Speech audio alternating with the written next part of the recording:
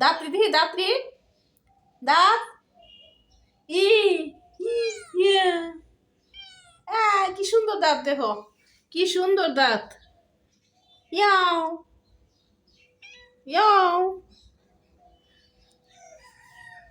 ইয়াও ইয়াও Miao Miao Miao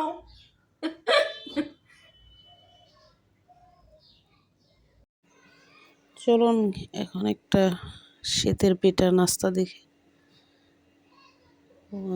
এখানে অনেকগুলা নারকেল নিয়ে নিচ্ছে, তারপরে দিয়ে দিচ্ছি চিনি, তারপরে চিনিটা নারকেলটা ভালোভাবে হাত দিয়ে চটকিয়ে নিচ্ছে। তো শীতের পিঠা দেখতে খুবই ভালো লাগে, আর পিঠার রেসিপি দেখতে আমার খুবই ভালো লাগে, তো তাই আপনাদের সাথে শেয়ার করি পিঠার রেসিপিগুলো। তো এখন দিয়ে দিচ্ছে ময়দা, চিনি, নারকেল, ময়দা সবগুলো দিয়ে তো দারুণ একটা পিঠা তৈরি করবে। খেতে নিশ্চয় অসাধারণ হয়েছিল। তো ভালোভাবে এখন মেখে নিচ্ছে। আমিও আজকে ট্রাই করব এভাবে। আপনারাও দেখে শিখে নেন, এভাবে ট্রাই করে অবশ্যই খাবেন। তো এখন যার যার পছন্দ মতো এটাকে শেপ দিয়ে নেবেন। তো উনি এখানে লম্বা লম্বা করে পিঠাগুলো বানাইতেছে, তা আমি বানালে অবশ্যই এভাবেই বানাবো, একদম সিম্পল,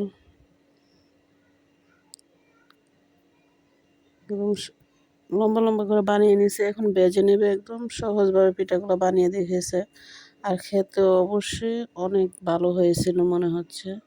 আর নারকেলের পিঠা তো আমার অনেক ভালো লাগে, নারকেল দিয়ে কোনো রেসিপি তৈরি করলে আমার কাছে অনেক ভালো লাগে। তো এখন বেজে নেবে। তো দেখুন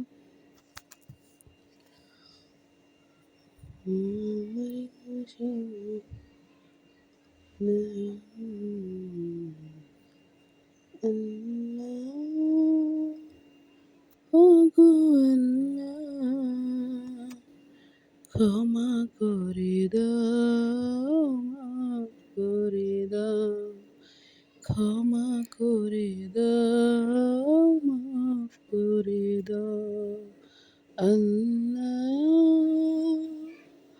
ওগো আল্লাহ, ক্ষমা করে দাও, মাফ করে দাও, ক্ষমা করে দাও, মাফ করে দাও। তো এ পাখি একটু গজল গেয়ে নিলাম। তো এই যে পিঠা হয়ে গেছে, ওয়াও, দেখতে মনে হচ্ছে অনেক মজা হবে। তো অবশ্যই ট্রাই করবেন, আমিও ট্রাই করব, আজকে বানাবো। খুদা হাফেজ।